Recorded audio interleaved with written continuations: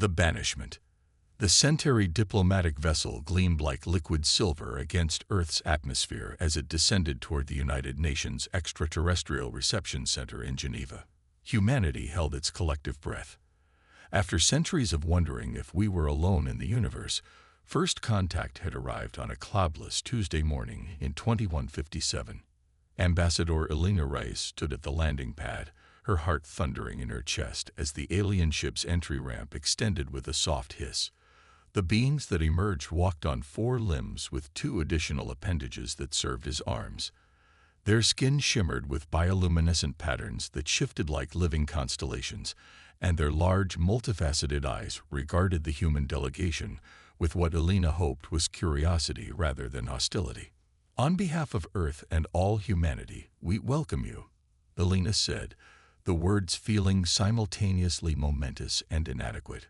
The lead Centauri, who would later introduce himself as High Emissary Tsarek, responded in perfect English through a translation device.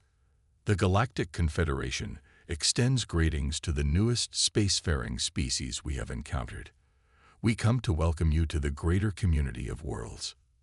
Within weeks, humanity learned they were but infants in a cosmos teeming with civilizations thousands or even millions of years more advanced.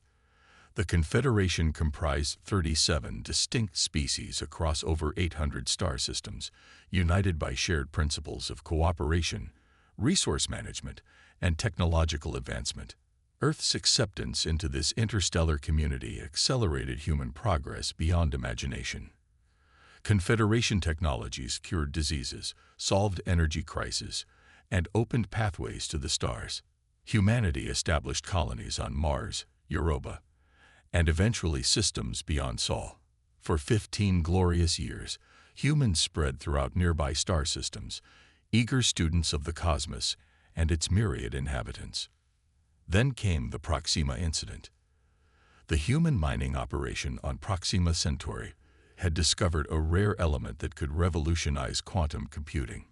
In their eagerness to extract it, the operations director, Marcus Chen, ignored standard Confederation protocols requiring thorough biological surveys before large-scale excavation.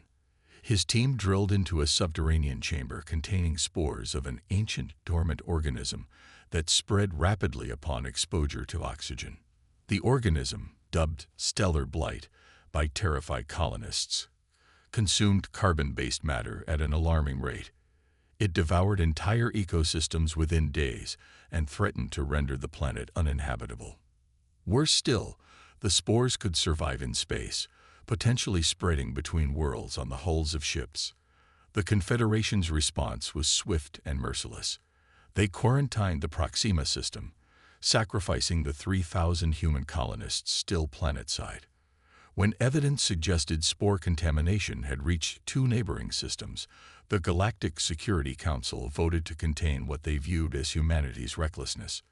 The species designated human has demonstrated fundamental incompatibility with Confederation principles, declared Counselor Vexnar of the ancient Moridian species.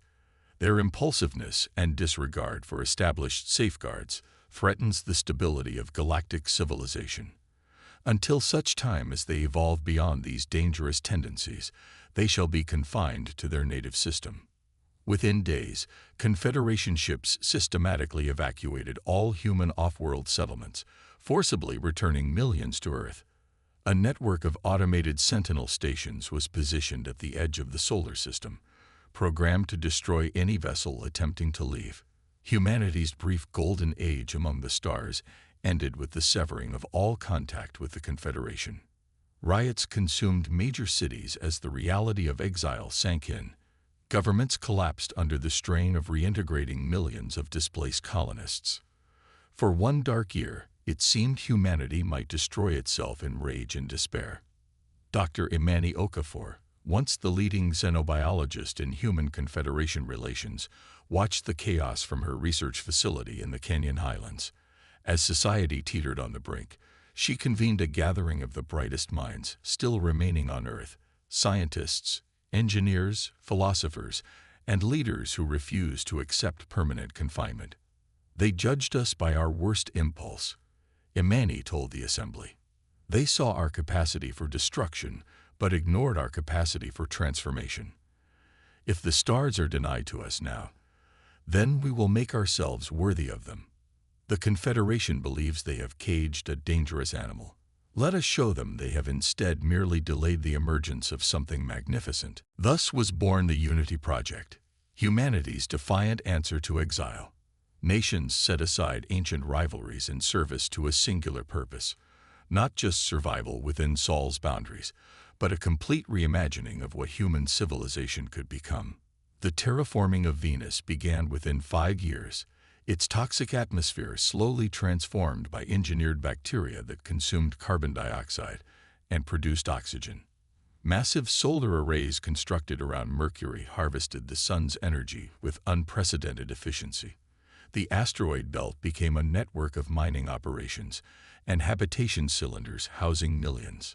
Jupiter's moons transformed into agricultural centers, while Saturn's rings hosted research stations pushing the boundaries of physics and biology. But the most revolutionary development came from an unexpected source. Dr. Kaito Nakamura had been studying the Confederation technology humanity had retained after the exile. He discovered that the neural interface systems gifted during first contact had capabilities far beyond what the aliens had revealed. They limited what they showed us, Kaito explained to Imani and the Unity Project leadership. But the core architecture suggests possibilities they either didn't recognize or deliberately withheld. I believe we can create a synthesis between human consciousness and artificial systems that exceeds anything in the Confederation's known capabilities. Over the next 3 decades, the synthesis protocol evolved from theory to reality. Humans could now enter a state of complete neural integration with their technology, becoming one with their ships, stations, and systems. This communion granted intuitive control and innovation that was impossible through traditional interfaces. But the true breakthrough came in the 62nd year of exile, when Dr. Ileana Reyes-Chen, granddaughter of Ambassador Elena and great-niece of the man who caused the Proxima incident, perfected what she called the quantum entanglement drive. The Confederation uses wormhole technology to traverse space, Ileana explained to the Unity Council that had replaced traditional governments. But our research indicates another approach, moving not through space, but around it by manipulating the quantum foam that underlies reality itself. Initial tests were promising but limited. The massive energy requirements meant that only small vessels could utilize the drive, and dangerous radiation buildup prevented living pilots from surviving jumps. That's when Admiral James Okafor, Imani's son, proposed the solution. We need pilots who are both human and not human. We need the synthesized. The first quantum ship, the ESS Defiance, was ready on the 70th anniversary of humanity's banishment. Its pilot, Commander Zara Chen, great-granddaughter of Marcus, volunteered to undergo the most complete synthesis ever attempted. Her consciousness would become one with the ship, her body preserved in a specialized chamber while her mind expanded into the vessel's systems. We chose the wrong name, Zara said hours before the procedure. This isn't defiance. It's evolution. The Confederation didn't end our journey among the stars. They simply forced us to find a better path. As the Sentinel stations monitored the system perimeter for conventional engine signatures, they remained blind to the quantum fluctuations as the Defiance slipped between the fabric of space-time itself, vanishing from Sol and reappearing 10 light-years away. Humanity had returned to the stars, but not as the naive explorers who had been exiled decades before. They returned as something new, something that would soon force the Galactic Confederation to reckon with the consequences of abandoning Earth to its fate. The reckoning. High Counselor Tarek of the Centauri stood before the Galactic Confederation's emergency assembly, his once vibrant bioluminescent patterns now pulsing with distress signals. 73 years had passed since the human quarantine, and the Confederation faced a crisis unlike any in its million-year history. The Void Eaters have consumed 3 more systems, Tarek announced, projecting a holographic map showing expanding zones of darkness where once thriving worlds now existed only as dead husks. The defensive line at Rightful has failed. Our most advanced calculations predict total Confederation collapse within 17 solar cycles. The Void Eaters had appeared without warning 2 years earlier, massive entities that existed partially in normal space and partially in dimensions human science had barely theorized about. They fed on energy in all its forms, from stars to the life force of sentient beings. Conventional weapons passed through them without effect, and even the Confederation's most advanced technologies merely slowed their advance. The Arcosian Research Division reports their latest quantum barrier prototype has failed, reported Sub-Counselor Nix, their crystalline form refracting light in patterns of obvious distress. The Void Eaters simply shifted their dimensional frequency to bypass it. As the Council descended into panic to debate, alarms suddenly blared throughout the massive station. Unidentified vessel approaching, announced the automated security system. Unknown configuration and propulsion.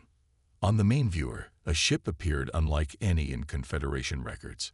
It seemed to phase in and out of reality, leaving quantum echoes in its wake.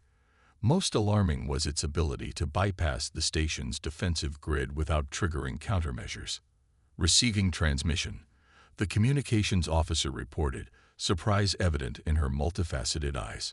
The holographic projector activated, and a figure appeared that sent shockwaves through the assembly.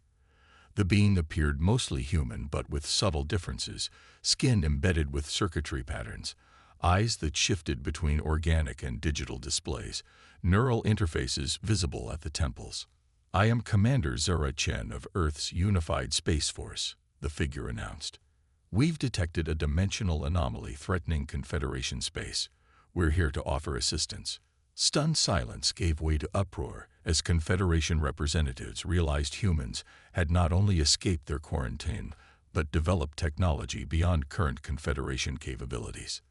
"This is impossible," Counselor Vexnar sputtered.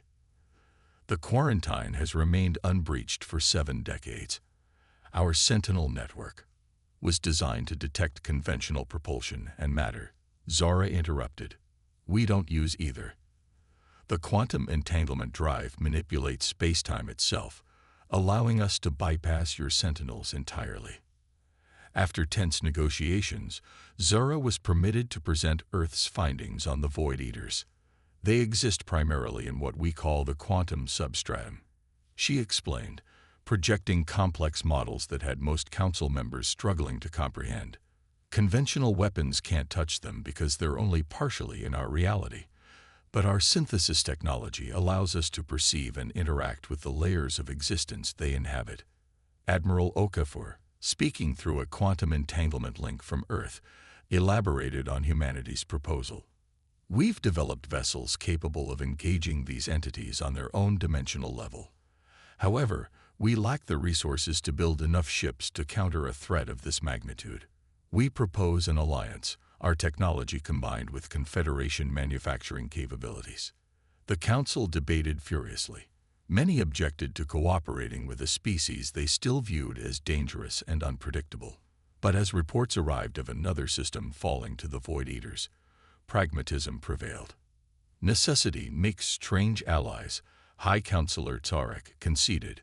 "The quarantine is hereby suspended pending resolution of this crisis."